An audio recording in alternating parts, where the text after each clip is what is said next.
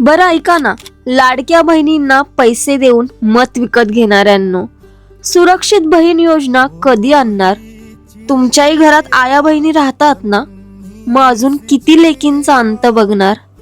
महिला आयोगाच्या आडून आमच्या चारित्र्यावर तुम्ही प्रश्नचिन्ह करणार आणि न्याय मागितला तर उच्चस्तरीय समिती नेमणार, तर कधी संशयितांना क्लीन चिट देणार. रोज अत्याचाराला सामोरे जाणाऱ्या बहिणी तुम्हाला दिसणार नाही, कारण काही तर 18 वर्षाखालील म्हणजे तुमच्या मतांसाठी कामी येणार नाही. बरं, अजून किती बहिणींना नवनवीन अटी लावून लाडक्या बहीण योजनेतून बाहेर काढणार? कारण कसं आहे ना, योजना जरी तुम्ही आणल्या तरी आमच्या जनतेच्याच टॅक्स मधून आम्हाला पैसे मिळत असतात आणि तुम्ही स्वतःचं नाव लावून मिरवत असता.